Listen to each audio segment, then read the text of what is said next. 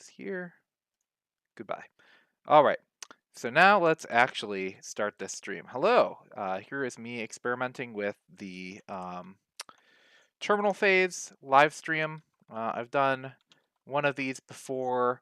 I guess I'm doing another one, and we'll see if it is actually nice at all. I'm just kind of experimenting without too much commitment to, I guess, having something nice and coherent. Ah, um, yes. So I've got. I'm just gonna pull up the game. If you haven't seen terminal phase before, um, this is what it looks like. It's a little space shooter game you can run in your terminal. It's basically a test program for me for Spritely Goblins.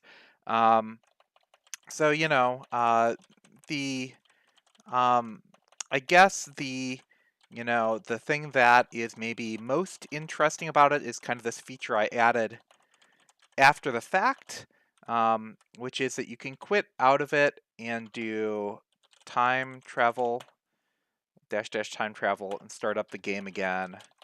And you die, and then you're like, oh, I regret that. And you can press T and move backwards and forwards in time, basically. And if you've ever played like a Super Nintendo emulator or something like that, that should seem pretty familiar, right? Is the whole kind of save state thing. And though it's more interesting here with Goblins, I guess, is that that kind of falls out of the design of the programming style. I don't know how much I'm going to be focusing on that today. I actually really don't know exactly what I'm going to be working on today. I do know one thing, which is that I said I asked if people wanted to submit levels for terminal phase for my birthday a while ago. Oh yeah, the squiggler. And a few people did, and then I never did a live stream like I said I was going to. And I also want to fix a bug that I introduced recently. So you can see here these mines are in the wrong place. Thought that might be interesting to explore and fix live. Kill the kamikaze dude. So why don't we go next towards actually playing the new level that a friend sent me. So this was Jason Self, who very kindly sent me this level to play. So let's open up terminal phase, levels, guest, JX self. Let's see, I have not played this level before, so let's actually give it a try. And I guess I will turn on my face because it's more fun, I guess, to see somebody reacting live, even if my hair looks terrible and my office looks terrible, though I've mostly hidden it behind this whiteboard. Okay. So, let's find out how bad I am at Jason Self's level. I mean, I'm pretty bad at my own game in general. All right. I don't really know what's coming. Oh, cool. We've got some nymphs. Oop. And I was paying more attention to the nymphs and I like died immediately. Let's see here. Wow. Why am I doing so badly? Got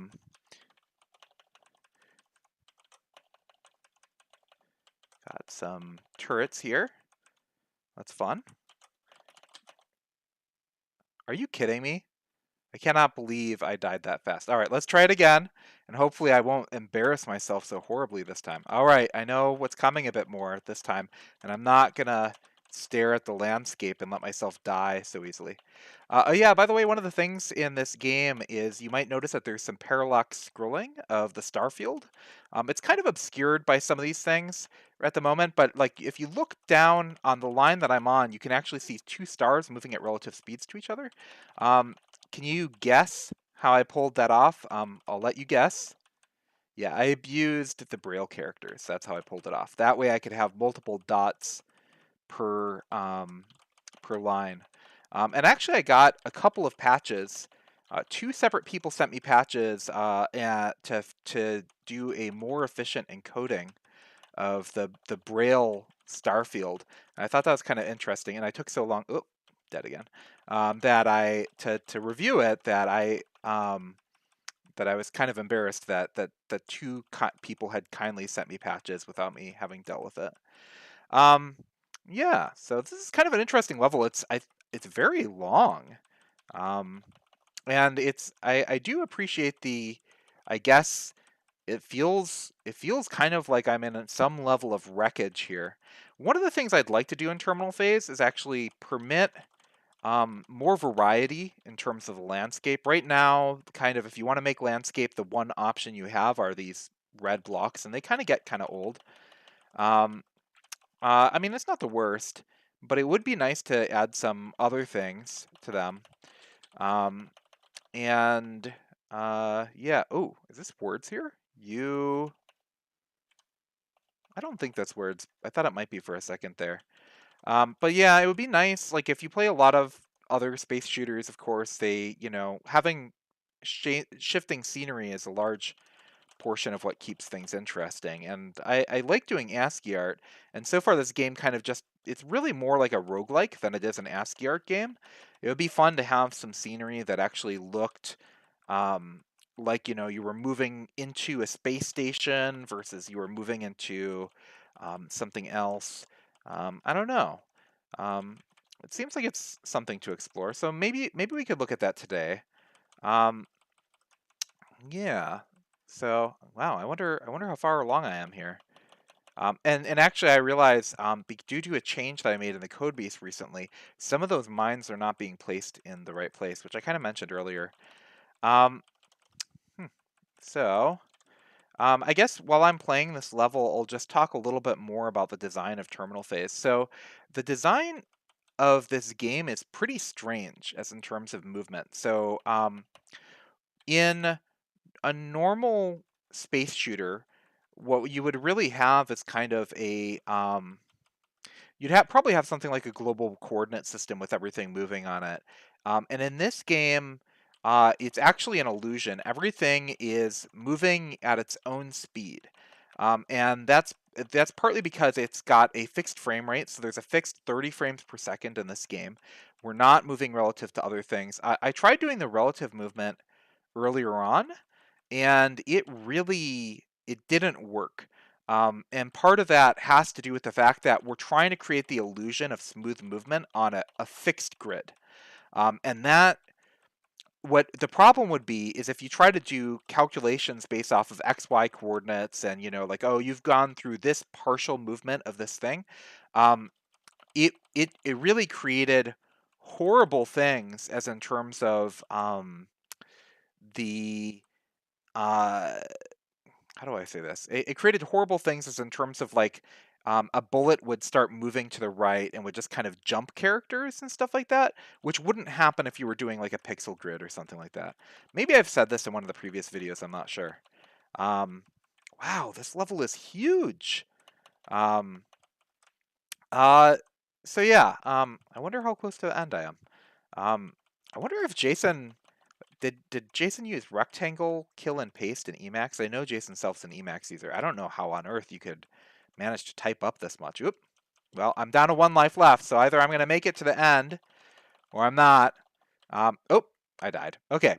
Well, we'll take a look at how long that was relative to the actual level in a second. That actually might be a fun next step. Um, so I'm actually looking at the chat here. One person said, "Could the levels be procedurally generated?" That was Bob/BashRC. Yes, so it absolutely could be. Actually, one of the things I had thought about doing in the game was adding some cellular automata type things. So there's one cellular automata system in particular I really like called WireWorld. And I thought it might be fun to make levels where, and WireWorld's basically a cellular automata circuit system. And it's pretty cool. So I was thinking it would be neat if, as you were progressing through the game, there were actually all of these like kind of like moving up and down like zigzags of like energy sparks and stuff like that, and actually moving off of WireWorld type grid. I actually wrote an Emacs list version of WireWorld. This is a complete aside, but let me actually show that off. Let's see here. WireWorld DL. Okay. So I'm just gonna load this file. Load file. Well, I guess WireWorld.el. And then I'll open the test.ww.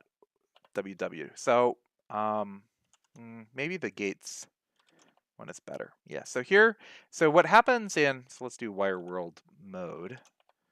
I forget how you advance this. So in WireWorld, basically you have these head electrons, and then you have tail electrons. And I think I bound it to Control C to advance the cellular automata here. Yep, now they're moving forward. So I'm moving it forward one step at a time. And basically the rule is if like head character, like wires are these dots in my version since I'm doing it in ASCII art. And a dot, like a wire that has a one head will be filled in with that to on one of its side will be filled in with a dot or a another head on the next one, so that the wire gets replaced with a head. And these a wire that had a head will have one of these stars, which is the tail, which will then turn into a wire again. And as it turns out, you can actually build complete Turing complete computers using these, which is pretty neat. And then they've got these different gates. So here's an OR gate, and you see this one electron head is going in there, and you see how it splits out into these three, and then those turn into tails, and then it keeps going through. So OR, it managed to go through, but if we have two of them, then oh yeah, so that one actually will go through on either one. It's the XOR that's the exclusive. So the XOR one's kind of interesting because we see if with one of them right down here, I'm going to undo a few steps. All right, yeah, so I've undone. So you see these two coming on this wire and this one coming on this wire. So this one should go through, and it kind of spreads out, and now you see this outer wire actually has this moving forward. But these two should cancel each other out. Pretty wild, right? So you can see how you could build computational circuits that way. And there's a whole website about that. Yeah, I don't know if I've bored everyone with me talking about Wire World and stuff like that. That's not have anything to do with goblins or Thermal Phase, other than the fact that I thought about it might be fun to add it. But maybe nobody would like that but me, just because I like cellular automated to some degree, which is like I feel like very standard nerd, I guess. Yeah, so let's see what's next. Let's actually take a look at the level that Jason Self made. So I'm gonna open it. So here's the Jason Self level. Yeah, as you can see by default, it opens up with like the entire thing kind of splatted with the lines kind of wrapping. So I'm gonna switch the display mode for the buffer. I forget where that is in this. Line wrapping in this buffer. So okay, truncate long lines. Now we can finally, this is what I have to do when I'm actually editing a level. So now you can see us moving forward. It won't wrap around. It'll just move forward. So let's see if we can get a guess of about how far we were. Well, so right now we're at 300 something lines. So I'm just going to jump to the end. So this one's 2710. So I'm going to do something to make this a little bit more intense. I'm going to actually change the speed of this to 3. So there's different characters up here. So the characters on these ones are the level. So basically you have these dashed lines, and then the middle part's the level. And then the level characters up here are flavors. So these ones, I don't think Jason actually changed the flavors except for maybe of these two. Maybe he did. So these ones are going to flavor some of these characters that show up to be like have different behaviors. So these ones give them the lowercase f flavor basically. So maybe he did, because I see there's this one down here. But these bottom ones are control characters, and these ones can set different things about the level, including the speed. So I just set this one to 3, which I forget whether that makes it really fast or really slow. Let's find out. Okay, so it does seem faster, I think, maybe. Move it at 2. What's that? Yeah, so that now level's moving so fast that you can see how goofy this game is, and that everything moves at its own speed, because these ships are not designed to move at a different. So this is actually making this a much more challenging level, because I never set up these NPCs to be able to operate at this speed. So that's kind of hilarious, I guess. Okay, yeah, so I'm dead. Um, yeah, so you can see how kludgy this game is, I guess. All right, let's actually open up some game code. So one of the things I've been thinking about changing in Goblins recently, actually, is the way that you. Let's just to give a refresher, because I don't know if anybody who's watching this ever actually. Yeah, so this one doesn't have a unit test thing. So this, I don't know if everyone here has ever actually coded in Goblins before. So I'm gonna require Goblins actorlib bootstrap. This is a little. Oh, Goblin bootstrap. Oh, right. Okay, like that.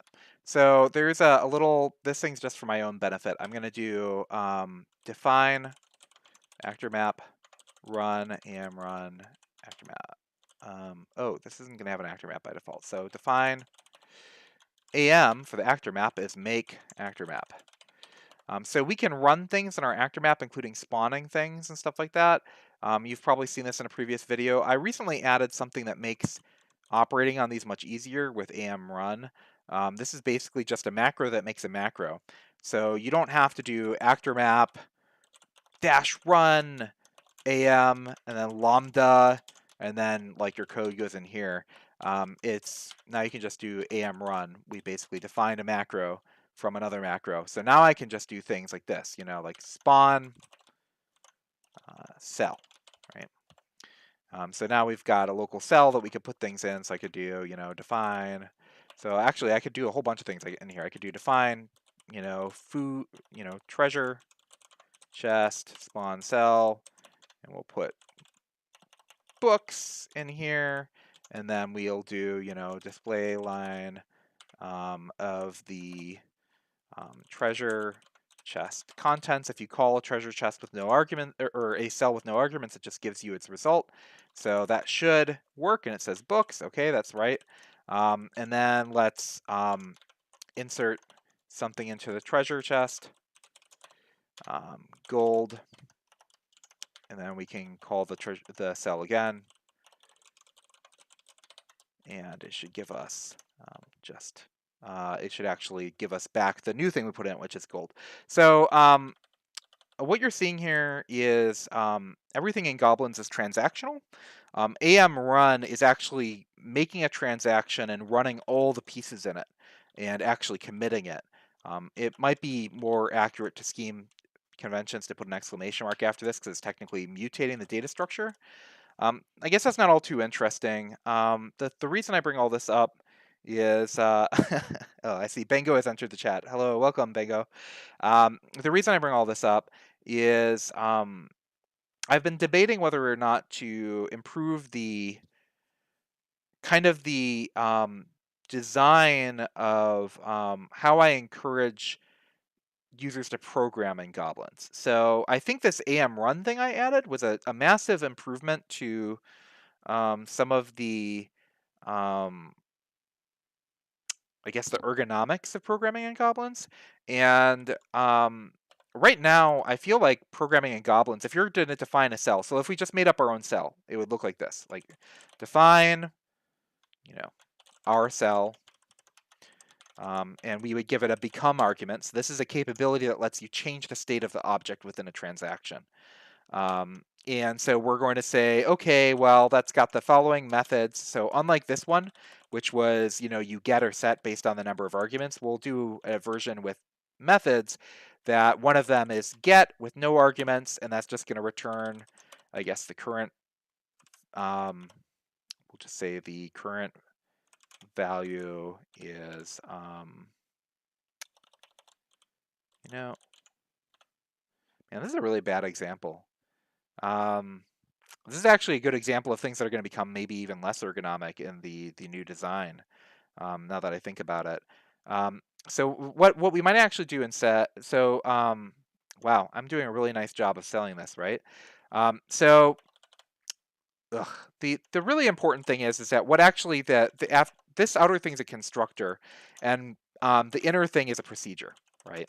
So the inner thing does, it's basically, this is my method handler, and you can use the become the change your method handler, right? And that's how everything in Goblins works. But it's kind of, annoying having this become thing at the argument. Like here you can see the player ship takes the following arguments. It takes the become, which it takes implicitly. It takes this ticky thing, lives X and Y. Okay, well, all of those are real arguments. If I can look for the spawn player ship, I don't remember where that happens. I actually think it's in the level.rkt spawn player ship. Yeah, so here you see where it actually spawns a player ship. Well, one of the annoying things is that we're typing spawn everywhere. That's annoying. Um, uh, and then Bingo points out that it might be useful to explain the problem in English as comments and then the code. That's true. Maybe I'll do that as we continue. So the annoying thing here is that we have to type the spawn thing everywhere, but we're in Scheme, so it really feels like what we should be able to do. The first thing that feels like it would be an improvement is, comment out this line. I should be able to just invoke player ship as if it's a function, and that should return the new player ship for me, right?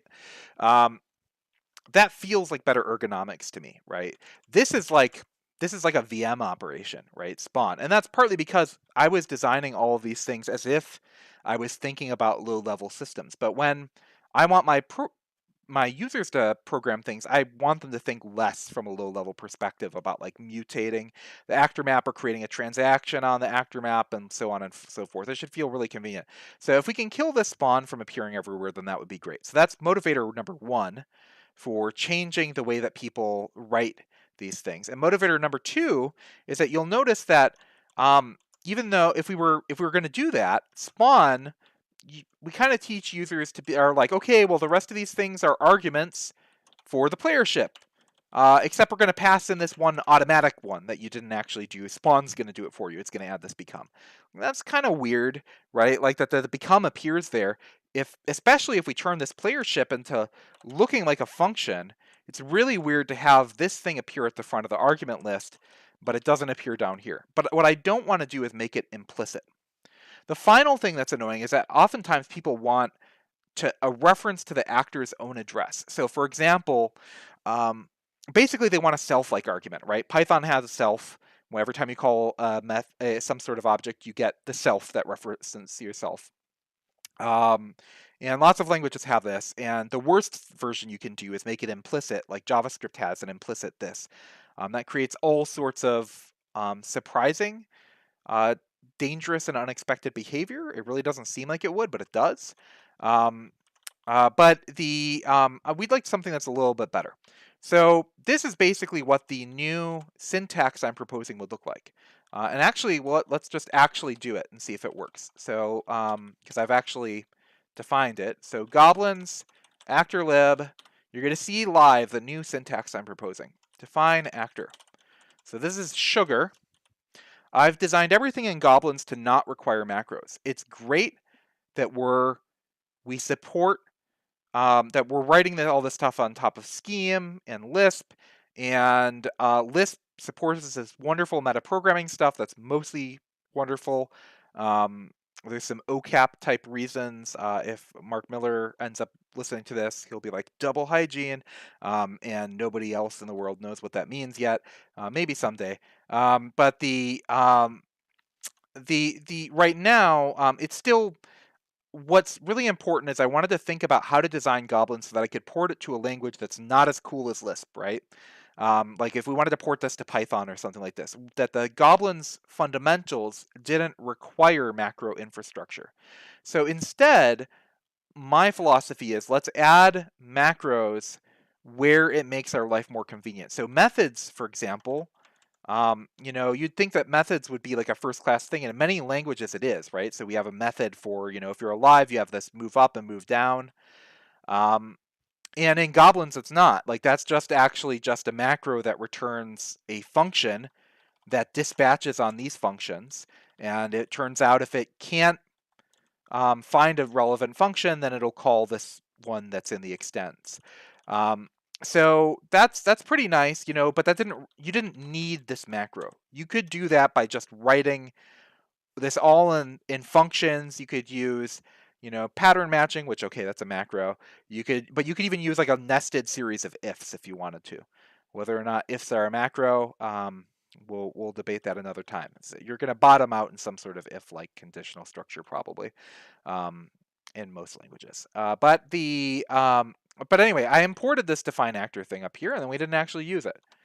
Oh, yeah, I can turn off menu bar mode. We don't need that anymore, taking up valuable screen space. So what would this look like if we had define actor? So okay, define actor. Well, it looks mostly the same, except we can get rid of this become, and we move it down here.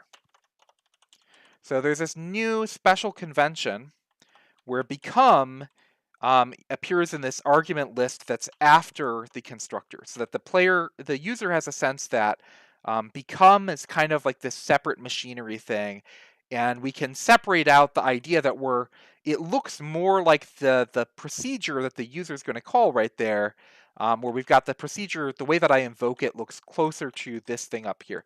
Now, of course, the fact that it's in this list here, I'm using square brackets to make it clearer that this is not a function application or even a macro invocation. It's some macro BS. That's all just conventional because no scheme, including Racket, as far as I know, actually has very specific meanings about the square brackets. And in fact, many of them define their own. Racket has its own ideas of where you should use square brackets. So conventionally, we'll put square brackets around these, but really they could be parentheses. Anyway, so this basically means we still have the become capability, so we can change our kind of state, but now it looks cleaner, I think, in terms of looking separate, right? The becomes here, it's not in the argument list. So I feel like this is an improvement. The other advantage is that I mentioned that you could get self previously. So how does a thing know about itself? Well, do you want to see the horrible, terrifying way that you get self? It's actually beautiful and horrible at the same time. So let's say, let's define Narcissus here. Define spawn Narcissus. Right, so we're going to just say my name, right? And all that Narcissus does is, in theory, says, it's just its method handler only does the following thing. So first of all, we're going to need to, if we're going to do this old school style, we'd actually do it like this, maybe. We'd have the become. And then we'd say, okay, well, it's a method handler, has no arguments, and it just returns a list that says, my name is my name, right? And that's like a start. But the problem is that self, and then you'd want self, right? Like we wanted to return a self that references it. So let's just do the simple version that just returns its own name, right? So amrun spawn Narcissus, Narcy, Nancy. There we go. Nancy is our Narcissus. I mean, Narcissus is technically the Narcissus, but I didn't want to call it Narky. That felt horrible. Define Nancy. Okay, so, and then we're just going to return whatever Nancy would return, right? And it returns my name, Nancy. Okay, fine, right? But it's kind of not very satisfying to me. What I would much rather do is, first of all, the problem is that I would like this thing to be able to refer to itself, because maybe it wants to tell other people how to talk to it, right?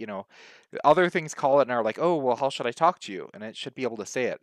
But we have no self thing here. So how do we fill this in? How do we get this self?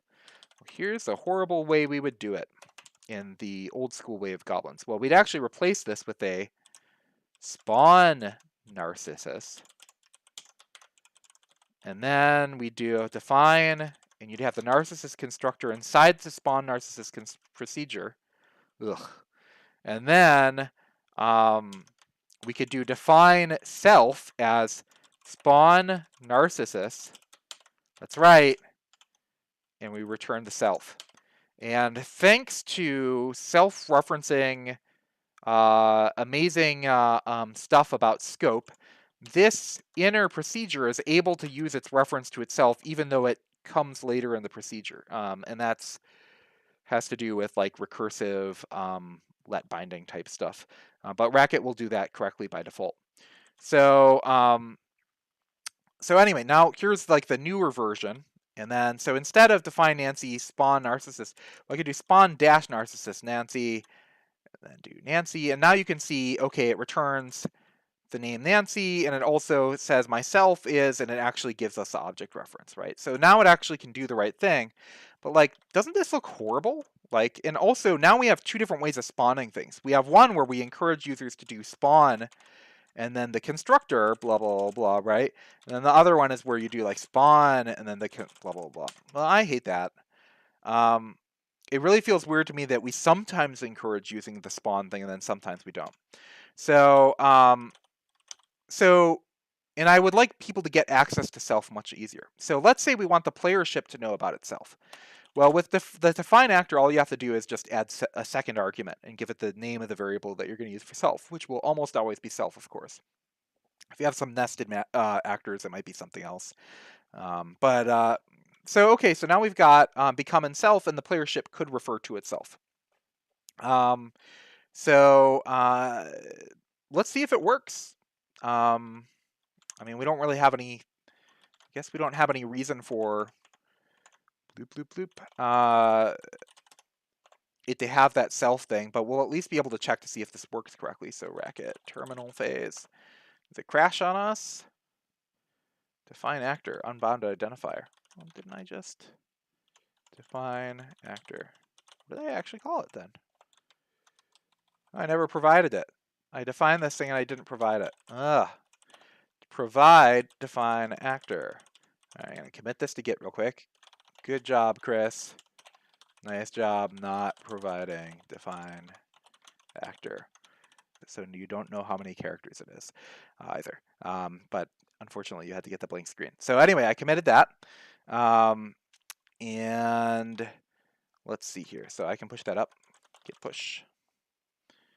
Yeah. Could not read from remote posture. Wait, what? Well, the heck?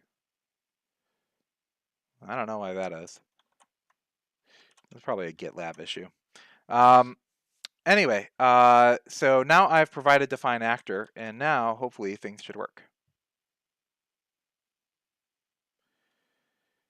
Ooh, instantiate linklet, reference to a variable that has the wrong procedure. Okay, well, I know what this means. This means that Racket previously compiled these modules and some other code tried pulling in the macros, and it doesn't know those need to be updated. So I'm just going to kill the compiled directories. You can see just how efficient I am at this.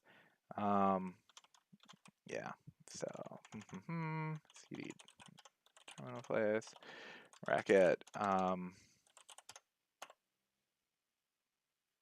Okay, do you work? I mean, if I was really smart, I would have tested whether or not it worked in racket first. Oh my gosh, what's wrong? Oh, it's probably terminal phase that actually. So this is you get to see live. Wait, no, okay, yeah, terminal phase. Here we go. I blame this compiled now. Delete it. Yes. All right.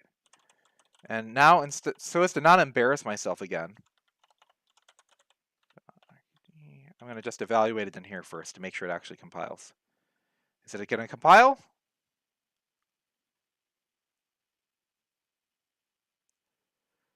Yes. Okay. Whew. It loads. Everything's fine. It's fine. Don't worry about it. It's fine. It's fine. Okay. Now this should actually load. And if it doesn't, I'm going to be lasads. All right. Yes. Take your sweet time. Oh. All right. Doing it live, right? And I did not set it up. So here's one of the horrible things about debugging when I'm doing it from you know what, I bet it is. Yeah, so when I'm doing games that use ASCII art like this, since it's spitting out ASCII art to the screen, I actually have to do something horrible like this. Bracket. So what did I call it? Bracket.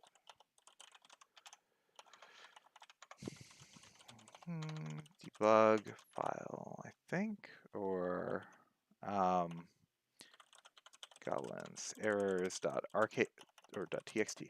All right, so now it should actually spit out the error to the right place. Let's see.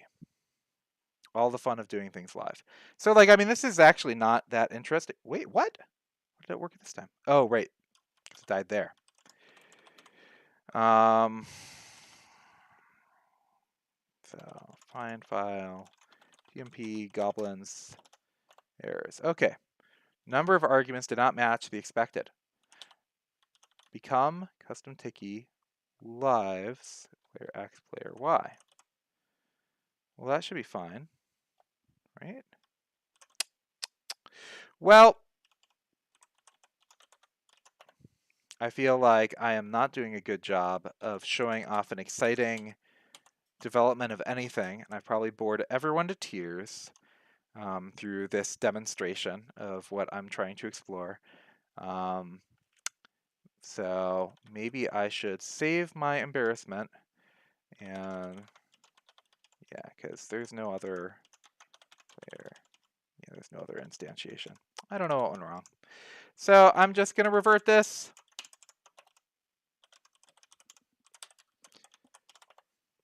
Double hygiene. Yeah, so actually JFred guessed.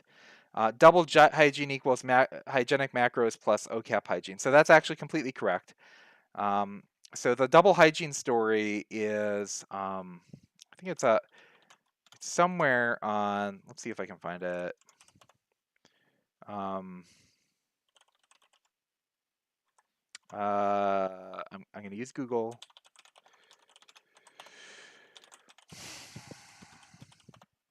Let's see. Wow, maybe it doesn't show up. Well,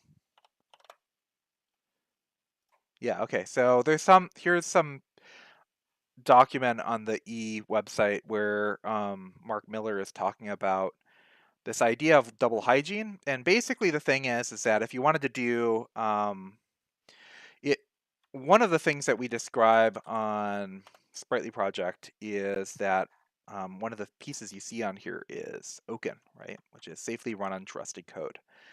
And basically this design is that we take the OCAP principles of passing, basically like, our security model is basically lambdas and passing arguments, right? So you have a solitaire as a function, and it wakes up in a cold, empty world. We can't do anything dangerous, so on and so forth, unless you start passing it stuff that it has access to. So either it has it, it's in the environment of the module that it's loaded in, or you've passed it in. So another way to put that, if you've never heard about this, the read Kate Sill's article about the Event Street incident, and it describes it pretty well. So the solution that we're basically suggesting we're going to take is the eMaker design, which is also moved to JavaScript land now with the Frozen Realms proposal. And basically what it is like, oh, okay, well, let's literally make our modules into functions, basically lambdas. And we'll open them up in a sandbox that has no access to the file system, no access to anything interesting. The worst thing that they can do is just spin, basically, and use up a bunch of CPU and never do anything interesting. So the fix is to yeah. So and I'm blanking on words here. Basically the approach to do this then is basically you load a module. So you can imagine importing something like, let's say we import Solitaire from the Solitaire module, right, with the Solitaire GUI and stuff like that. And we have some sort of root system by which we have the authority to do things like, instantiate windows and draw to canvases or something like that. And we might pass that into our GUI library, which is going to like make a bunch of widgets that do things with those. And then, so basically your module starts out with no authority and just returns a function at the end of it. And you use that function to actually bootstrap everything else that you're going to actually do. So the module itself has no authority. And in fact, it doesn't even have the ability to mutate any mutable data structures or assign to variables. And then it's actually And that works. Like that's a well working idea. Um, the problem is macros are generally not first class in most Lisps. So maybe JShut has some different ideas about this, but historically, ever for like I guess since I think like the 60s or whatever, we've kind of separated compile time evaluation and runtime evaluation. Used to be an idea of something called fexpers or something like that, where macros were like a runtime thing. And that definitely precedes the idea of hygiene. So hygiene in Scheme does provide a certain amount of if you're writing a hygienic macro, basically it can't use any bindings that weren't passed into it. So that gives you most of what you need. But since we can't really pass those around, it's not really completely sufficient. And most schemes actually provide you a way for you to break out and do other evil things. And it's also not really possible to tell like what variables might surprise you by being mutated or rearranging and stuff like that. So that's what Mark Miller is trying to describe in this double hygiene thing, as far as I understand it, is like how can we make macros, which we want, but not have them be able to subvert our expectations. I don't want to be able to import a macro from another module and then have it surprise me by actually, I think I'm calling this code like this, but it's actually rearranged it in some way to do things I like rebind variables I didn't think it was going to be able to do and stuff like that. So we want our programmer expectations to not be subverted where possible, basically. I wonder if Mark will hear this and tell me whether I did a great or horrible job of explaining that. And Balder just joined the Spritely channel. E-makers from the E-programming language. Yes, exactly. So Balder slash Zeruchian is very familiar with all of these concepts. And yeah, that's basically exactly right. So that's, if you're familiar with E, which like only in like a very small number of people in the world are, this is me stealing that idea. If you're not familiar with E, but you're familiar with JavaScript, you still probably don't know about Frozen Realms, but you might. And that's basically the same idea. So the challenge is how can we make those OCAP safe? I actually wrote up a proposal about this to the um, OCAP safe macros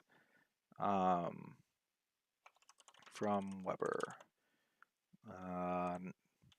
Here we go. Yeah, I had some write-up about this at some point. I don't know if I ever actually put it together someplace more clear. Oh yeah. So basically, I think it's possible to build a syntax in which you're very clear about what things the macro is capable of rearranging, where it can't surprise you, but it requires doing some different things about the way that it basically requires us to either mark the particular variables or mark the different kinds of bounding parentheses. So you can think of this as basically you can know which, in this case where we have let1, we know that let1 has the capability to rebind bar within our scope. And we know that let1, that this stuff that's between basically these outer parentheses, square brackets basically mean we're doing a macro invocation. The angle brackets, and yes, I know that's subverting the less than greater than approach that Scheme currently takes, would say we're giving this as syntax that the macro has permission to rearrange. And the normal parentheses actually just mean procedure application. So I think this would actually allow us to be able to build OCAP safe macros. The problem is that nobody's ever built something like this before. I might have some future emails where like I defined it a little bit better. Here's one where I was like working on the square roots code. But like nobody, I think I had a conversation about this with Jonathan Rees, and like nobody else in the world I think is super particularly interested, except for maybe some people who hang out on the Cap Talk list. Um, oh well, okay, maybe I'm wrong because ISD Ian. I'm gonna forget your last name and how to pronounce it, so we'll just say ISD. has also expressed interest in it. So maybe we should actually get a group of people who are interested in OCAP safe macros together. So this live stream is just kind of going all over the place. I hope people are enjoying it. I said it was going to be about showing off live hacking terminal phase, but now I've talked more about Spritely's design and some thinking about macros and stuff like that, but I didn't really have a plan before I started doing this. I'm basically just yeah, so ISD definitely falls into the category of people who hang out on Cap Talk, and that's correct. Um, so um, so yeah, the um, Cap Talk is a mailing list where people talk about object capability research stuff. Oh, the dollar? Um, oh, kernel. I think is kernel meaning Jay Shutt's kernel language thing. I think Noisy Toot. Because there's a kernel thing by Jay Shutt where he was talking about FX spreaders, and that was an inspiration for this. I'm not sure whether or not these would actually be first class, but reading Jay Shutt's papers on FXpers did give me inspiration about the idea of being able to pass around environments much more clearly than the way we currently do things. I just kind of borrow my ideas from all over the place. But definitely the kernel language, if I remember correctly, and JShut stuff was a huge source of inspiration there. Okay, well, what should I do next? I could go back to doing game stuff. I mean, I had thought about some fun things to do. Okay, yeah, confirmation. That's the kernel language. So this is JShut's controversial to some uh, um, uh, kernel programming language that basically says, and JShut makes an interesting argument that basically was that um, the Lisp world really kind of cut itself down by moving away from dynamic language composition. And there's all sorts of reasons why people did go in that direction. But I think it's worthwhile and interesting to consider that there might be a lot to these ideas of first class environments and so on. So yeah, kernel's an inspiration. It's not the exact syntax that I was going for. And of course it would create problems with Spritely because I'm using dollar for basically actor sequential application, but we'll ignore that for right now. Okay. So yeah, so what should I do next? Are people interested in seeing what it looks like for me to like live add features to the game? That's probably more interesting than me live debugging macros, which I think is probably incredibly boring. Um, I could. I was thinking about. I actually have some other levels that I've also been working on that I haven't really shown anyone. Um, uh, let's see here. I guess I'll just show those off real quick. Bracket level. I might have shown off level 2 at some point. I don't remember if I showed it on the previous screen. Oh. Well, of course, it helps if I actually run the program as opposed to run the level. So I'll show this off, and then I'll show off... did I not fully revert things? Oh, yeah. I did not fully revert things. I should have actually checked whether or not I fully reverted things. That's what I screwed up. I added spawn to the arguments here. Why the heck did I do that? Oh, this could have worked the whole time. Oh my god. So, okay, well now I feel like I have to defend my previous honor of having built this macro and show that I'm not a complete fool, or I am about to show that I'm a complete fool, right? And now let's see if this actually works, right? And we'll be able to see a new level at the same time. Yeah, terminal phase takes way too long to start up, but that is not my fault. That's Racket's fault. All right. Nope. Okay. Well, who knows? So, although did I actually also? All right. Let's.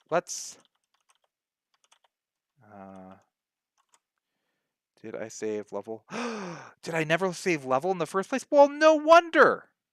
Wow. See, look. See, this is why you should switch to Maggot first. Okay. What a fool I am. Now everybody gets to see what a terrible programmer Chris Webber is. I'm going to close this because it's confusing me. All right. Yeah, so when you like just ship software that happens later, people don't have to see all the horror show of you finding out things in real time. Okay, so now things are working. So yay, the define actor macro worked. I just didn't use it right. All right, so this was going to be the idea here. Is the second level is why am I so bad at my own game? I was experimenting with the idea of having these structures. Oh my god. Yeah, so some more squigglers. You can tell how long it's been since I played my own game. Well, I've been busy with Spritely. Thanks, people. Um, oh, and then I had this horrible idea. Oh my god, look at this. For the section where you're just barraged with ships. What was I thinking? Right? No wonder people are... Well, I mean, if nobody wants to play this game, I wouldn't blame them. Okay, oh, and then this next part has heavy use of the mines, which I never fixed. And I mentioned that I needed to fix them. So now everything's misaligned. So this section's gonna look terrible. Yeah, okay, so you can see, I guess, what a sadist I am with this. Oh god, this section. And then, oh no, the kamikaze, it's coming at me. Okay, all right, I think we're clear. Oh yeah, I thought this end part was pretty cool. Oh, look at it, it's a dragon. We're gonna destroy its teeth. Oh. I died right at the end of the level. Oh, but anyway, the idea is that you go inside the stomach of the dragon. And then I guess I can show level 3, which I think is way less done. All right, let's pull it open. I think I actually did ship these, but I don't think they were there when I did the last stream. So yeah, so here, oh yeah, we've got these things that shoot lasers upwards now, which I think are pretty cool. And actually, if you saw the talk that I gave, what I cut out of the end of the talk was this part where I was trying to debug why these things were not actually moving at the right time. Oh, success, what a hard level, right? With my 3 lives. I was trying to figure out why they were actually firing wrong. And I skipped that at the end of the video. I just cut out me realizing that there was this weird thing. And so I fixed that bug and then introduced a new bug. Hooray. Oh yeah, by the way, these are the terminal phase credits. Oh, if you donate to the Patreon thing, you can get in the terminal phase credits. I'll just play these while I talk a little bit. Um, so, um, yeah, so I think that I'm I'm pretty interested in adding power-ups to the game. I'm pretty interested in adding a boss. I think a boss would be really fun, and I actually drew one out on paper, the idea for it, maybe even wrote it in an org mode file. And the idea I was having was that you would kind of encounter this boss over and over again, which is like kind of common in some of the old space shooters. And each time it would kind of get new upgrades, and it would be a multi-part boss with multiple, sections to its body, and it would be the first enemy in the game that would be multi-sectioned. The game does provide support for the idea of multi-sectioned enemies, but doesn't actually make use of that yet. So I thought that that could be fun. The other thing that I was thinking would be interesting, well, I mean, I guess those are really fun ones, are a boss, some power-ups, some new terrain so that everything stops looking the same. The other interesting thing would actually be network support. So this probably sounds like a crazy idea. How would you add the network support? Oh, well, it doesn't so much if you're thinking about it being that Goblins is um, provides a networked environment. But the problem is that it's a very fast-paced game. And how do you deal with the synchronization issues? So I'm just going to talk out loud here about how I was thinking about dealing with the synchronization issues. So you've seen earlier how we did the time travel, right? You can move backwards and forwards in time. So my understanding, and it's actually Balder who kind of brought this up to me multiple times and got me thinking about it, is that the way that the what do you call it? The old, like the Super Nintendo and Genesis and other emulators that have network play, the way that they work is, um, and this is basically the way that I was thinking I would do it here, is that you would have these since we can do snapshots in time, and you saw that with the time travel, well, we could just do snapshots of agreed synchronization of the game state. And each player would get a capability. You'd basically be sending messages to the other player on the other side. Yeah, credits are done now. I'll just leave this up for a moment. So you get you get a capability. Each side, basically, you have the network side having a capability for an inner actor map. So there's an actual running event loop that talks to the network. And then the game actually sits inside of an actor map that is tightly controlled by the outer vat. So I'm talking about a lot of abstractions here that are Goblin specific. So maybe I should actually pull up the diagram of what all these different layers are. Basically, in Goblins, we have the idea of, yeah, I'm actually going to do that. Um, so let's see here. Let's pull up the talks, Spritely. This is a talk I gave at one point. So yeah, okay, so here are basically the Goblins abstraction nesting dolls idea.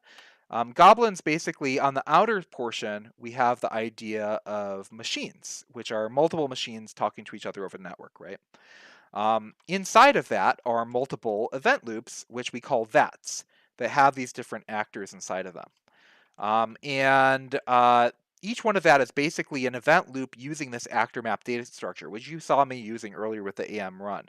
Now, those are transactional and can be snapshotted, and also you can play around with things, decide whether or not to commit them, throw them away, blah, blah, blah. And then we have each actor map is technically a data structure of the reference of the actor to the current behavior, right? So ignore mactor. You can just think of this as the current, message handler, right? Technically, the reason we have mactor there is that there's multiple kinds of things that these map to. The most common one is just a simple procedure thing, but sometimes you have promises that are kind of have a core primitive representation inside of the actor map, and you also have things like promises which have resolved values that are like, now that reference actually is bound to a value and stuff like that. So I call those encased values and stuff like that. Completely unimportant. The real important diagram that I was going to bring up is this one right here. So basically, the idea here is that we have these two machines talking to each other over the network, right? So we've got machine 1 talking to machine 2, right? And so we've got VAT A and VAT B on machine 1, VAT C on machine 2. If you've seen some of my talks recently, you've probably seen this thing like 5 times, right? So Alice has a reference to Bob. Bob has a reference to Carol over the network. And Alice has a reference to Alfred. Carlos has a reference to Bob. And so we've got these little ASCII art diagrams of these arrows pointing around. Cool, this thing in the middle is capTP. You've got the import thing over here and the export thing over here. So in this example, Carol is being exported from machine 2 to machine 1. So this half trapezoid thing is actually the export. And this half is the import, and they basically do a pairwise mapping of integers of 41, 42. Okay, well, why do I bring this up? So what if we were going to go back to terminal phase, and we were going to say, well, we want to do terminal phase over the network.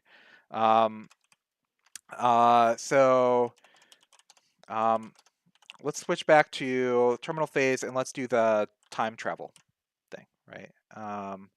So bring up time travel.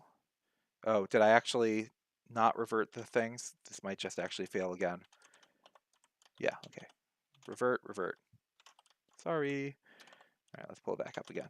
Meanwhile, I'll check messages in the Spritely channel. So SNET X9 play. Yeah.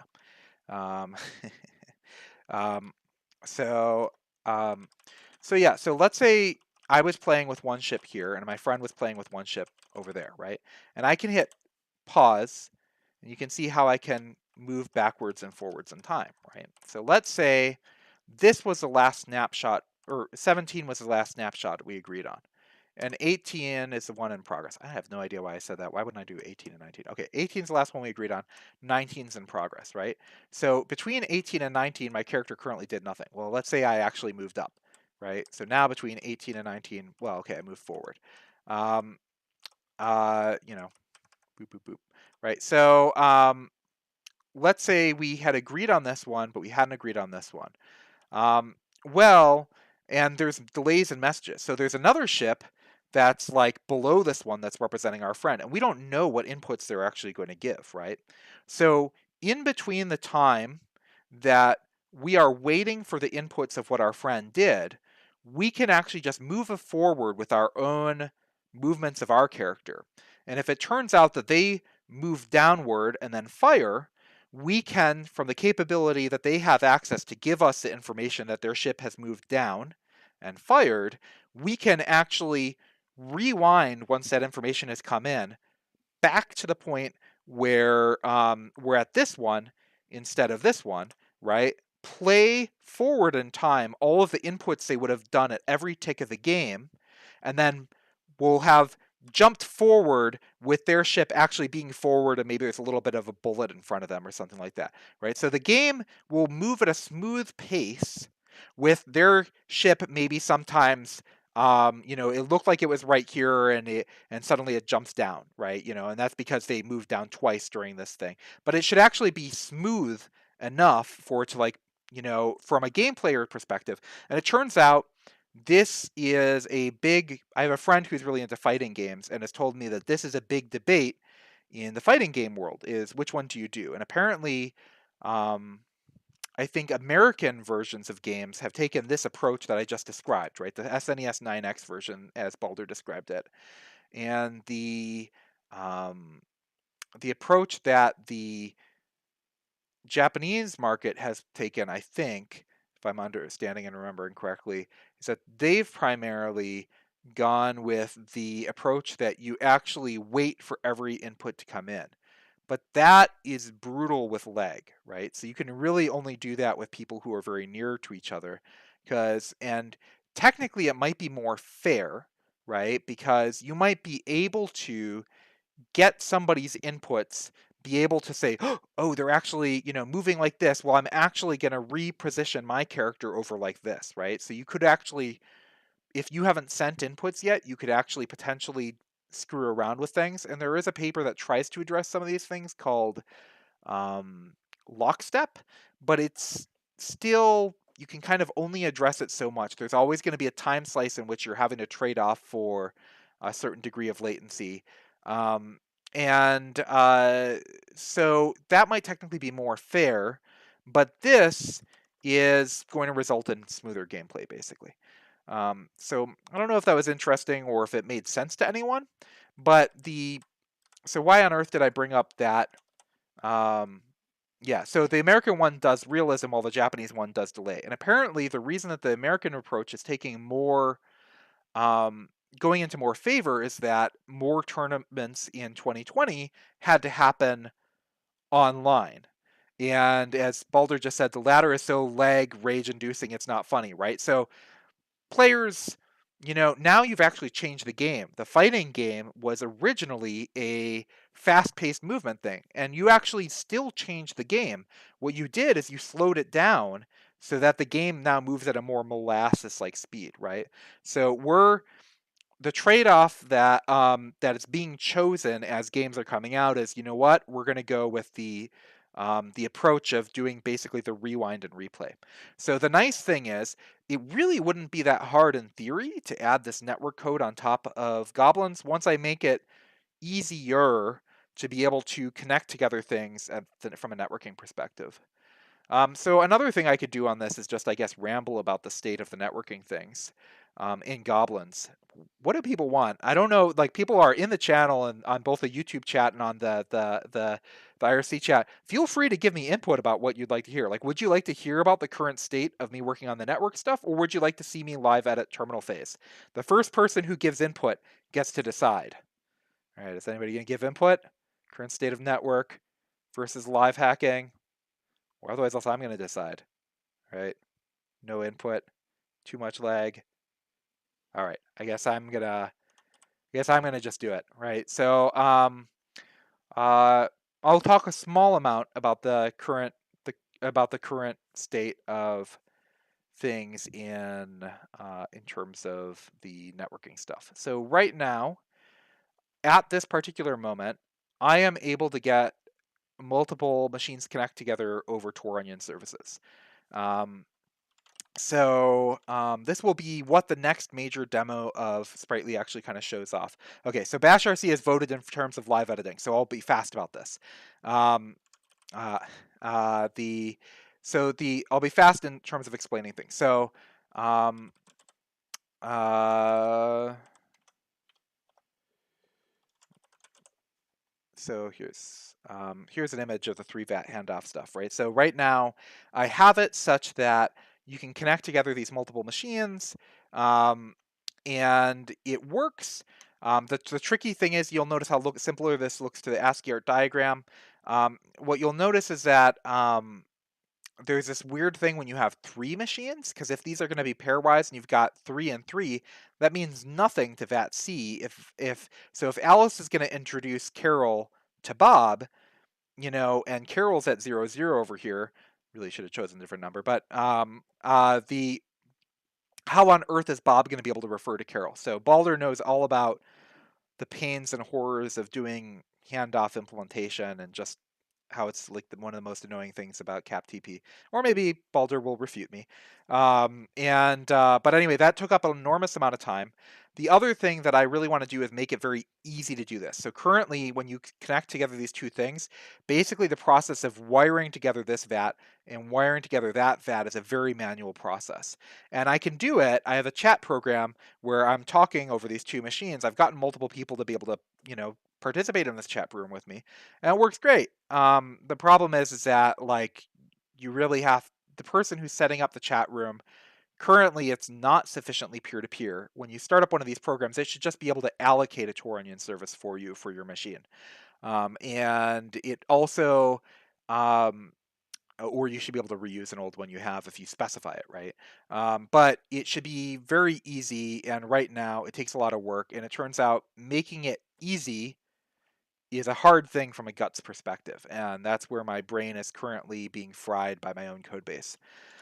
But we won't talk about that anymore. We'll go back to doing things live. Okay, so let's go back to the game, which is a lot more fun. And of course, live is a bit of a stretch here because I'm starting and stopping the game every time, right? Um, but what kind of thing do I want to add? Well, I could debug um, why the mines are actually going wrong. So that's a potentially interesting thing. But I also feel like it's very weedy. I could add an enemy, but I've shown that before.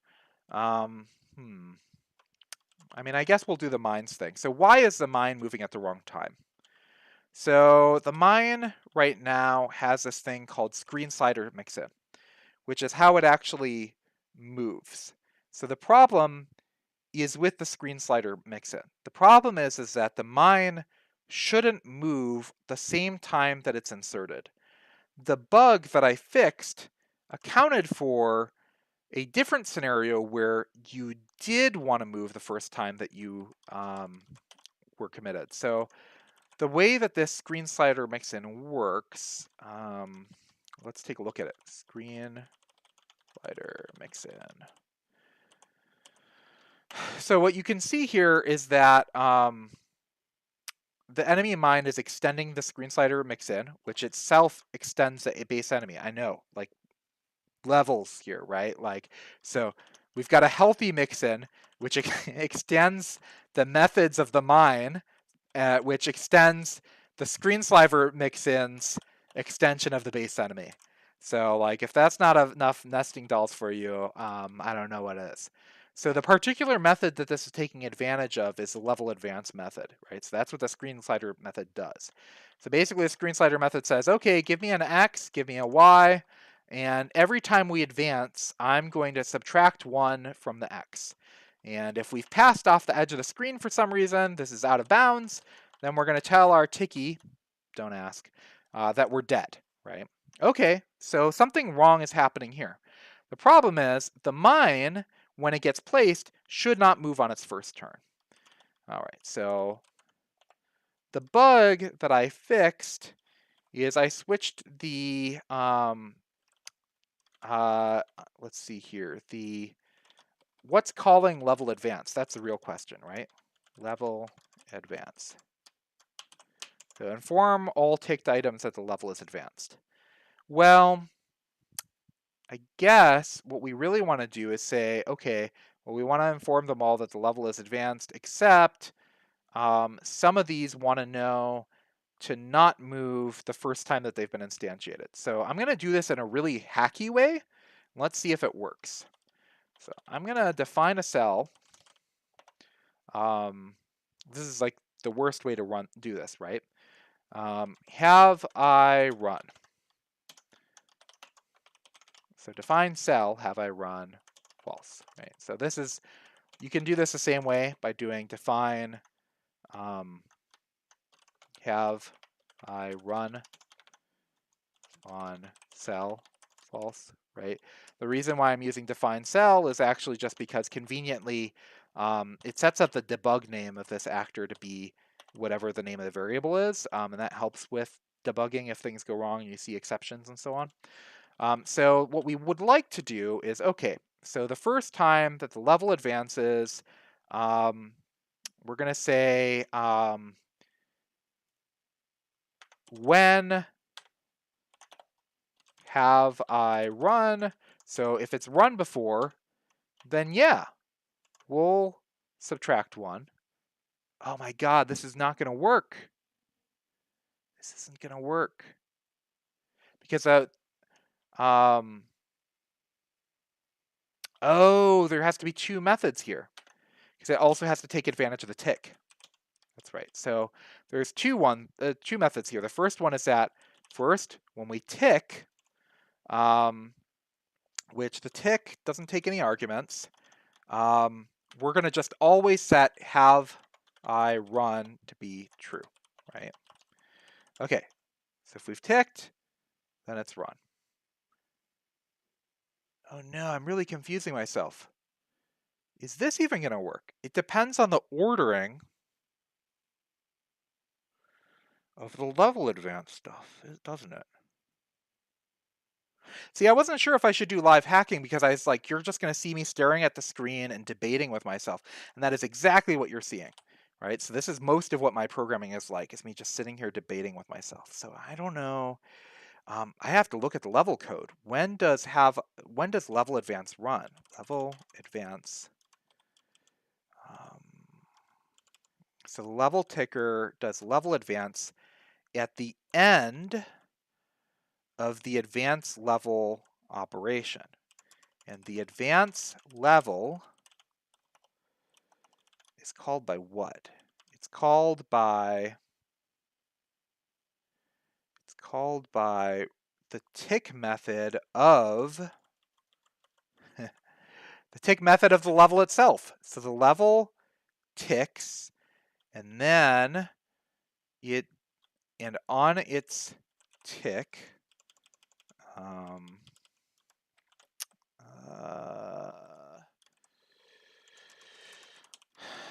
on its tick, it does the advance level. Okay. Advance result. And it says tick this turn. True. Advance result. Well, I guess we could have we know that the thing's about to advance, and we have a pre-tick and post-tick behavior. That would probably work, because then we can separate out the cases where you want things to happen beforehand and you don't. All right, let's see here. So advance level. I really chose a very tricky bug to try to fix live. This is going to be horrible because then I might not be able to fix it live and I'm just going to embarrass myself in front of everybody. And you're also seeing just like how gutsy terminal phase is. Is this like the most boring example of all time? I don't know. What's ticky and what's defined cell? Okay, so defined cell is just how we set up. Cells are basically just like something that resembles a mutable variable in Goblins. Really, cells are incredibly simple. They're just something that holds a single value, and you can ask it what its current value is, and you can tell it to be a new value.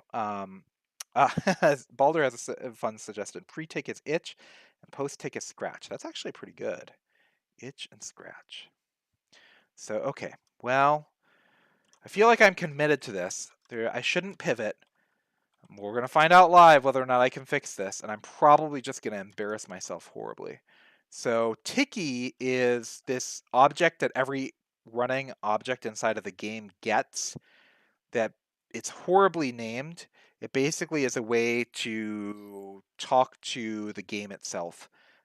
It's basically every frame of the game is considered a tick.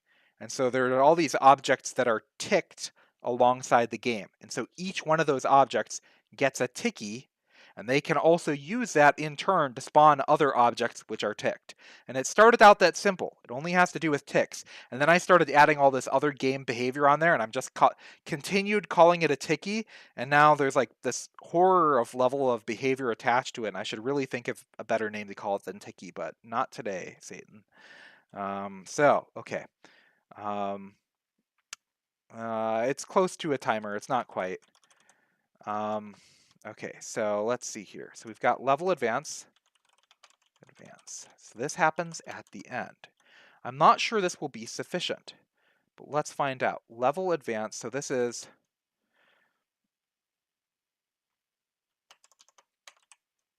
what was the scritch and scratch? Itch and scratch, and I'm gonna just do post level advance, and I'm gonna do pre-level advance. So where do I call all the things? So here's the terrain columns, here's the level instructions. So we're going to build up the new terrain columns. So it's before we've spawned. When do we spawn things? Build up the new terrain columns. Okay. Well, so it should be, we're just going to take a risk, and we're going to put it before it even sets up the terrain. I don't know if this is going to be right. Let's find out. Okay, so we'll do pre-level advance. And that means I have to rename everything that's currently called level advance. So level advance to post-level advance.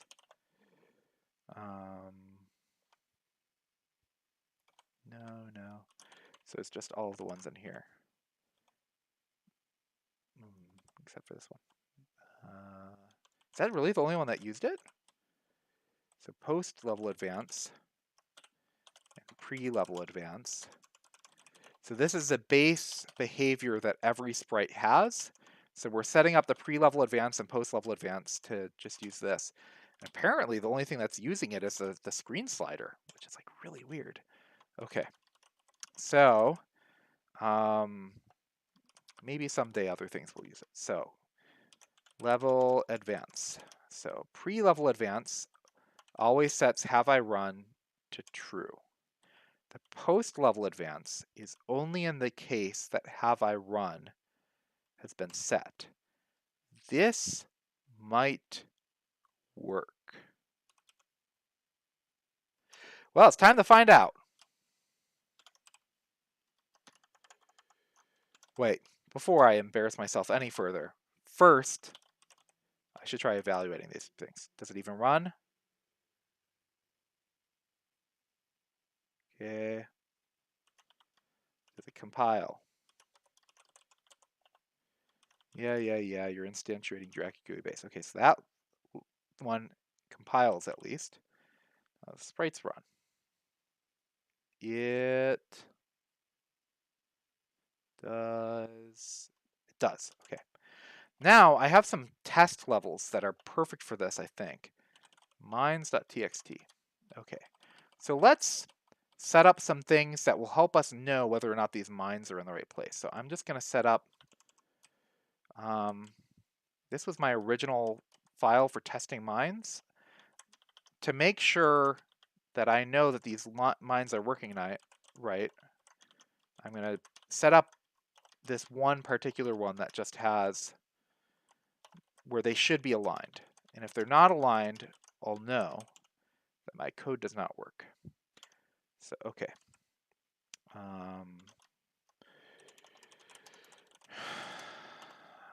Racket, terminal phase, debug, file, be goblins, errors, and then the level we're going to do is levels, test, mines.rkt. Okay, let's see. Has to load the new code, and it always takes forever anyway. All right. Well, something went wrong. Goblins errors. So method not found. Pre-level advance. Okay. What doesn't have the method?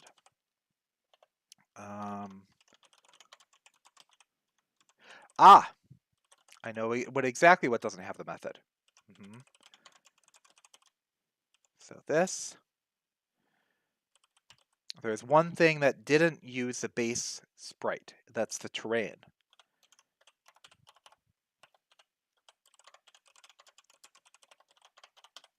So that one did not end up getting any default inherited behavior. Maybe I should have had this actually be based off the base sprite, but, you know, kludges. All right, let's try it again. See if it works. So a difference between using Racket and other Lisps is that in other Lisps, I'd be able to do this while the program was running, but Racket is very opposed to this thing called the mutable top level. So, oh, interesting. A new error has occurred, right? Okay, so something unintended happened. Now our mines don't advance at all. Well, that's fun. At least we know something happened, right? So let's find out why that was. Why is this? Level advance. Have I run? Post level advance. When have I run? Cell step 1. So the question is post level advance. Where is that called? It's called right here. And where is pre-level advance called? It's called right here. Why does this never happen?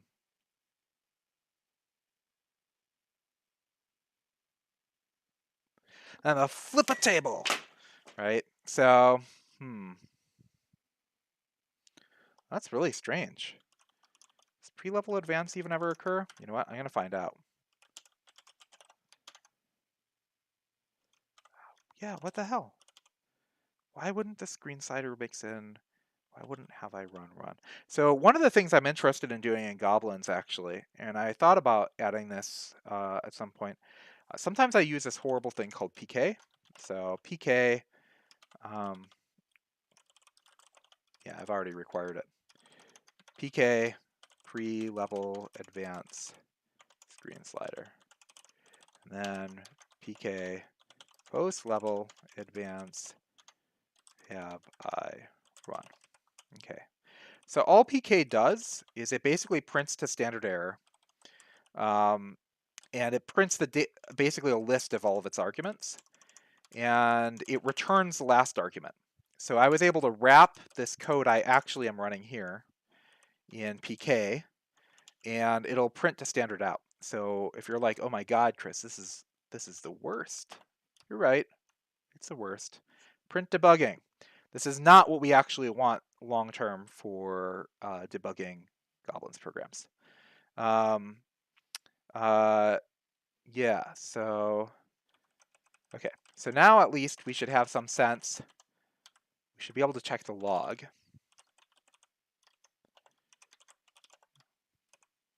Okay. So now we see pre-level advance screen slider. This is running. Post-level advance have I run? It's continuing to be false. Why? Have I run? How is that possible? No.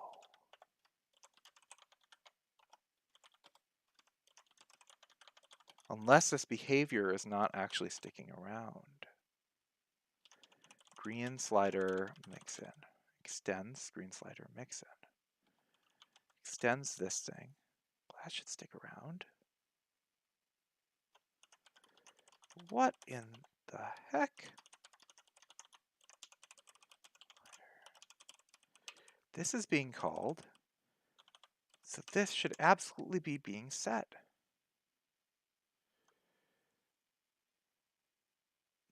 Why would it not be set? Is it because... No, that wouldn't make sense either. So this should be committed. The level advanced stuff should be in the committed code.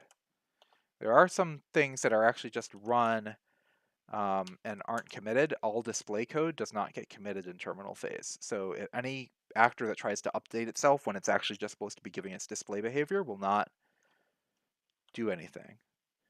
But have I run should display itself. So I'm going to do I run here. Also print that out. And I'm going to print it out here. I definitely should be updated. Have I run. Right, so this cell should be set to true by now. When this is the case, maybe I should actually just test this in the REPL. So I'm gonna do, unlike many other things, I have not added any unit tests to this thing because this was all done in a rush. So I'm gonna set up some stuff here. Define actor map, make actor map. Goblins, actor lib, bootstrap. Define actor map. Run, am, run. So define. We're going to actually test this with a mine. Yes. We're going to do this the proper Lispy way. We're not C++ developers. Why are we doing this way? Right? So, okay. So my mine is going to be am run spawn enemy mine. Oh my god, I just finally figured out why the other thing didn't work also with the... never mind, that's a complete aside. Okay, ignore my outburst. All right, so I'm going to spawn an enemy mine here, right, for me to play with.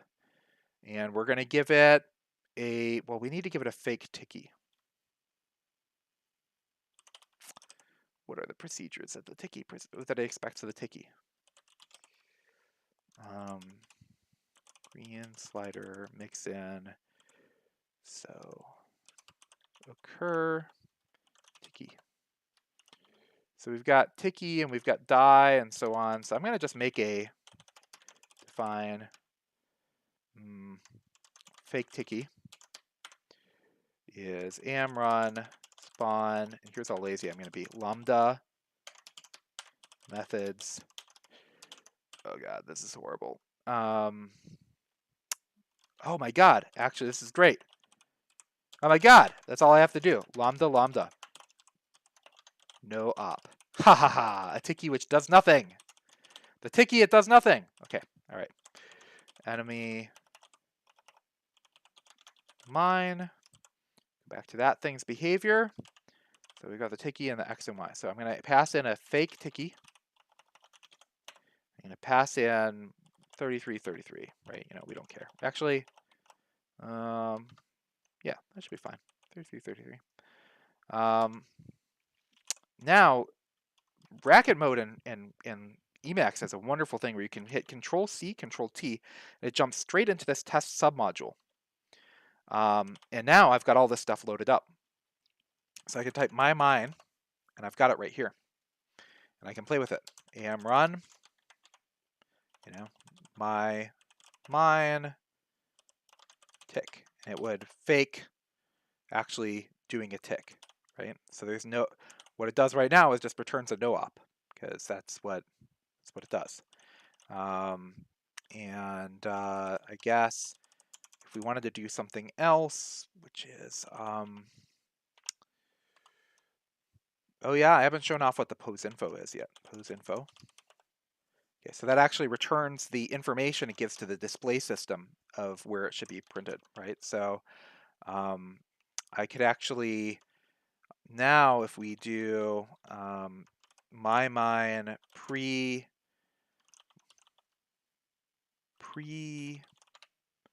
what do we call it? Pre-level advance, right? So okay, it definitely should be updated. All right, so it should be true now. Right, so this time, oh, what the heck? What did I do? Pre-level advance, is this cell not updating? Pre-level advance, screen slider, false, I should be updated true. Pre-level advance, screen slider. Have I run? Have I run?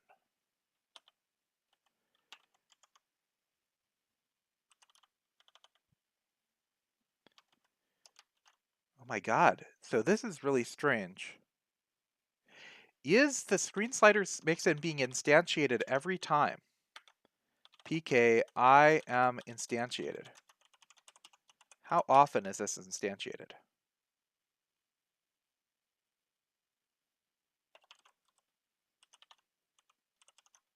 What the heck? Okay, now let's try this. Whoa, what just happened there?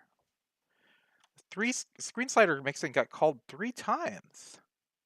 Do I have some ridiculous bug in my code? Why would the screen slider mixin be called 3 times?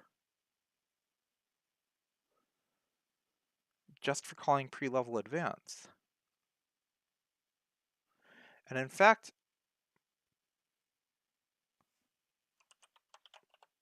so this is interesting. I think I found the source of our bug, so I'm just going to close terminal phase altogether. So the screen slider mixin, the healthy mixin extends these methods, which extends the screen slider mixin, extends the base enemy, which returns X and Y. So this is the behavior we're basically returning. Now the question is, why the screen slider mixin? Oh my god!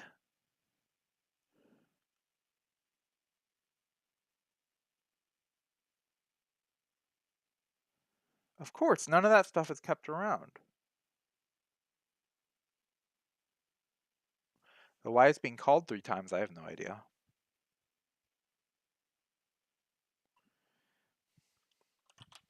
Screen slider mixin base enemy 0, fake ticky. Oh, right, no current syscaller. So am run. You have to be in a Goblin's context for this one. So that one returns the methods and it says I am instantiated.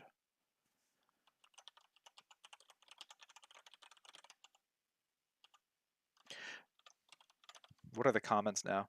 I haven't read any of the comments. So, okay, so Martin Moregrove says, your comments on how Spritely could be used to implement a distributed collection, collision detection over a network may be interesting, or maybe I'm just showing a detection as implemented in terminal phase. So that's a distraction from what I'm currently doing here, but I just opened myself up the distraction. I'm just going to answer that real quick. You wouldn't need to do collision detection over the network because each side would be replicating deterministically the same state, basically. What you have is you start with the same initial program, and each side gives the other side what its inputs are for each tick of the system. And they go out of phase, but then this one says, oh wait, here's all my inputs, and then it catches up, and this one catches up, and they end up with the same one. So they basically don't have to do, they don't actually have to do distributed collision detection because they will end up with the same result of discovering that they collide at the same places. So that's the wonderful thing. If both sides are deterministic and running from the same code base, then that should work just fine.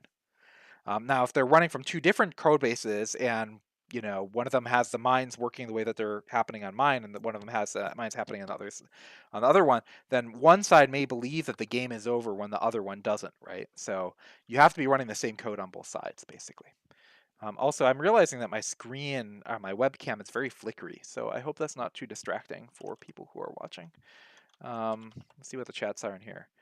Does nothing like the cat coggles. The mine is mine. Yeah, so why doesn't Racket like the mutable top level? Um, uh, yeah, it makes it harder for compiling, basically. For compiler authors is one thing. The other thing, I guess from an OCAP perspective, you could actually argue that it's maybe good to not start with a mutable top level because then you can really throw people off. I'm not completely sold on that. The main argument, I think, is just there is one benefit to not having a mutable top level, right? So the way that I'm doing development here, by constantly hopping into test, it's rerunning all this stuff. And for code that's not running live, it actually means I'm always going to end up with the same test environment.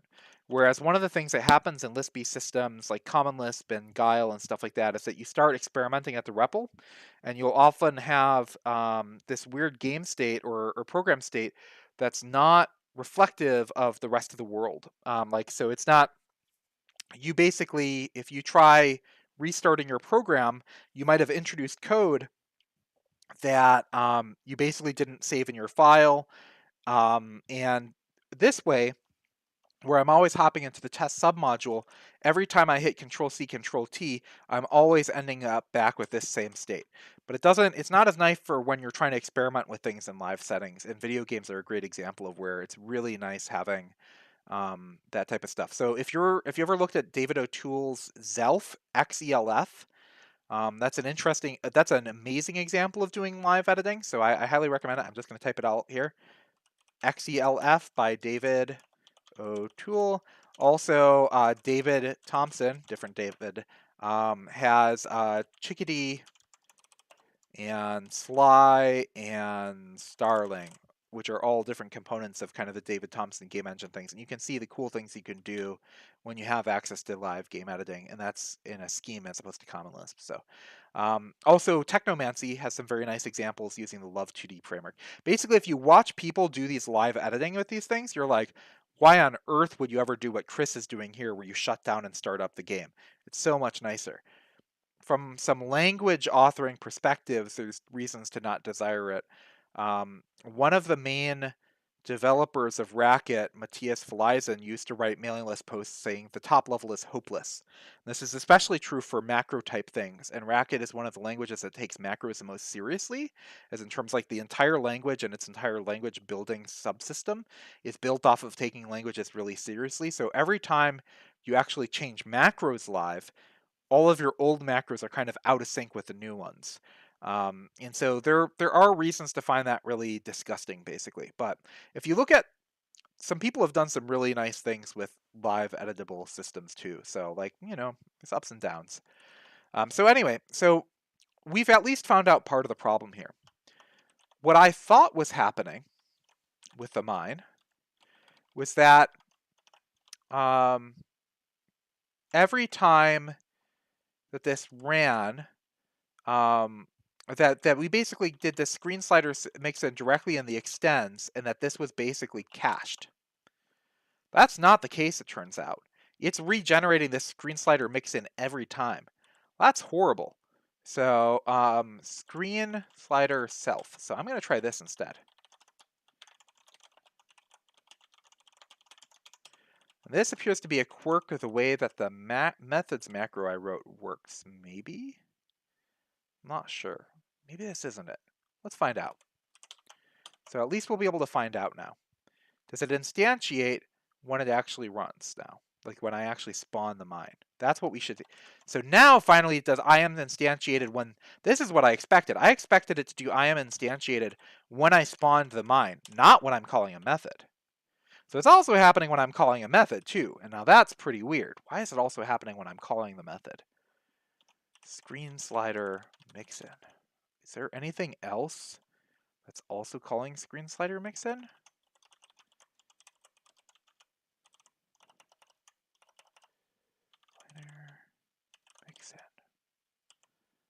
else would be calling screen slider mixin?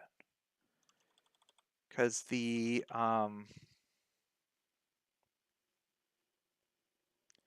that part I don't get. So I've eliminated one of these apparently. Oh, this whole thing is being regenerated every time. Wow, I did not understand my own system sufficiently apparently. So I'm going to call this a screen slider BEH which stands for behavior. I took that from the Humus language is convention for that. And then I'm going to call this the pre-healthy behavior. And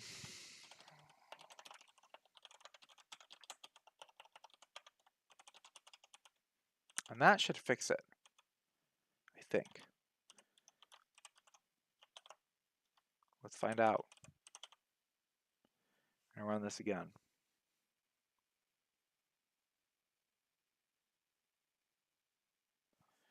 Unbound identifier in screen slider self. Oh, right. Well, I had renamed that, but didn't rename it there. Okay. So beh is Humus's kind of suffix conventionally that they use for behavior.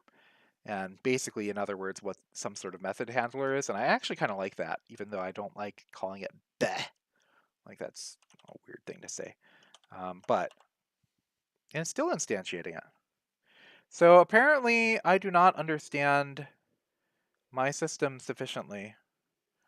The healthy mix-in in turn make healthy. What is that code? This is really amazing. I think it might actually that methods is buggy. My methods macro must be buggy because it really should not do this by default. It should be using that because it's like as if it rebuilds it every time. What I expected is that extends calls this, basically loads this once and evaluates this thing. But instead, it turns out extends ends up running this every time we end up running things. And so it's actually the methods macro in Goblins itself, which is buggy. That is amazing. Well, maybe nobody else thinks it's amazing. Maybe everybody is extremely bored. So the methods macro is gross.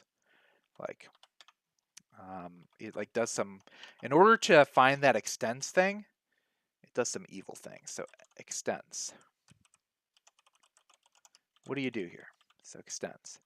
So if it equals, if the clause we're looking at is extends, so the methods macro consts up basically all of these, basically this whole set of methods in this goofy way. And so if it's not, so if we find the extends macro, and the rest of the clauses has, here's what the extends references is going to be. Okay, that makes sense. Extends, right? So where does that get used? LP clauses extends method. So where's the loop? Not found handler. Here's where it is. So once we have the not found handler, once we have that built up, what's the macro we actually make? Here's a macro we actually build. So first of all, I did this procedure rename, which I think actually doesn't actually work right. To try to, and I actually don't even need to do that anymore, do I? Ignore that. Not found handler. Oh, I guess it does need to do it. We want to call it methods.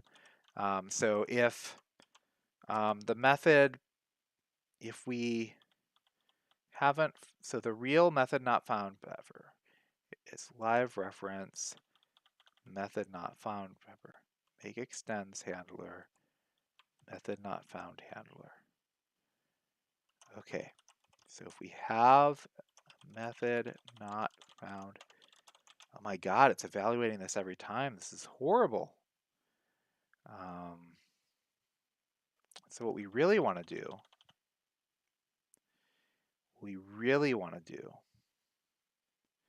is we want to bind the method not found handler up here. Oh wait, we are binding it right here. Real method not found handler. So live reference makes methods handler. Oh, we're calling it every time we invoke the procedure. We're figuring out the real method not found handler every time. It's so simple, I say, probably making no sense to anybody who's listening to this whatsoever. Of course, it's so easy. Just wrap this in a let. Yeah, wrap it in a let right here. So let, where is it? Let the real, I don't need that defined. Let the real not found handler be, and we're going to do this cond, and then we're going to call the lambda in there. And that should fix it, I think. Let's run our tests on methods. Did I break any of the tests for the methods macro? None of the tests for the methods macro broke. So okay, so that's fine there.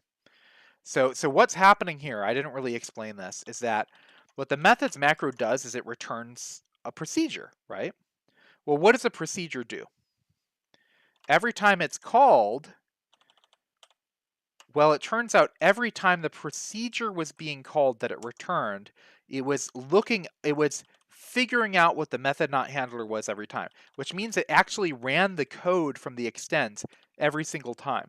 So what we needed to do was bind what the real method not found handler was outside of the procedure itself, so that that is only calculated once, and then the procedure is actually where the real method not found handler happens. Okay, so I think this is going to work.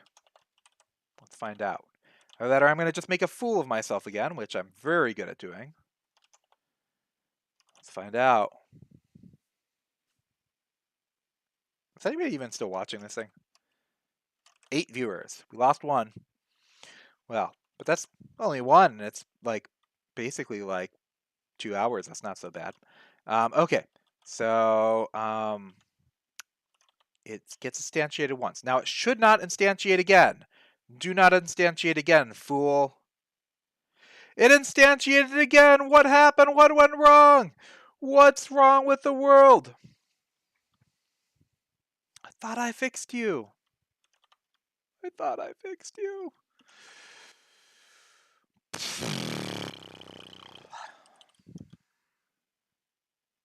Well, one more time. What does make healthy mixin do? It returns a mixin base. I don't know, people. I'm probably going to actually have to use the Rackets macro debugger to finish the last bit of this debugging. But I feel like that's extremely boring for this audience, potentially. Let's just find out if it actually fixed it. It probably did not. But it might have. There's actually a kludge by which I can fix this thing without fixing it. So let's do that one first, since I don't want to do a macro debugger live. We at least know what I've done horribly wrong. Screen, slider, mix it. Where are you? There we go. Screen slider, mix it. All right, here's the horrible thing we're going to do. We're going to pass in have I run. We're going to move it up here. And then we'll explicitly pass it in. So I'm only going to fix it in this one place. That's all I care about right now. Enemy mine. kind of not that great science fiction movie. So let's do it. Screen slider, mix in. We're going to do it right up here. Define cell I run. No matter what, we're going to force it to use our have I run. False. Have I run? And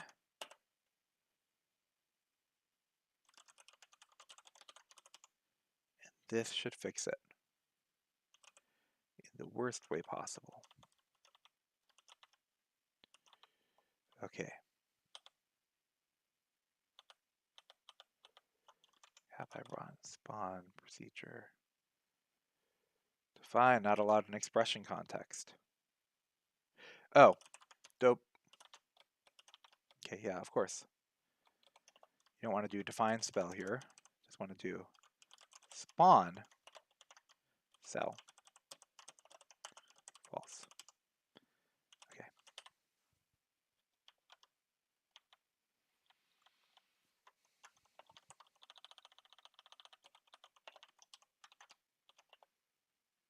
Okay, that makes the right thing. Oh, right, of course this code should run multiple times. Okay, now the question is if whether or not it runs again here. Yes, it finally works. And in fact, I actually might not have needed this kludge. Let's try to see if I can do this without this kludge here. So I'm going to actually remove this. I just forgot that I was running this other method. Oh my god. Well, I warned you all. Most of my programming involves me going, what the heck am I doing? What's going on? You know, I mean, maybe a lot of people are like this. I don't know. A lot of arguing with myself. Usually I don't do it out loud. Usually I do it in org mode. I just create task trees in org mode and I just start basically using it as a therapy session. Okay, so that should work. Now the next time I do this, the pre-advanced screen slider should be true. It's true, it works! It works! Okay, now I can probably remove those PKs, but we'll wait to do it till after we run the thing again. All right, let's do it. Let's work. Hope it works. Hope it works.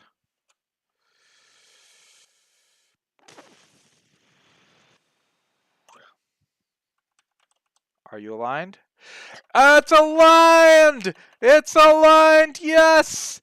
Victory! Victory! Okay, great. And that should actually fix everything. If I'm right. Yeah, because I think the up cannon also uses a screen slider mix-in, right? Screen. It does. So that should fix that one too. So let's see. Let's do the level 3 again.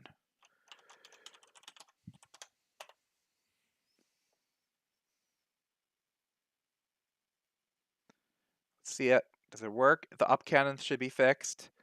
The turrets should be fixed. Everything should be aligned. It's aligned. It's aligned. Oh my god, it works. Okay, so yeah, and I should be going through this, and you should see them in the middle of these now. They're in the middle.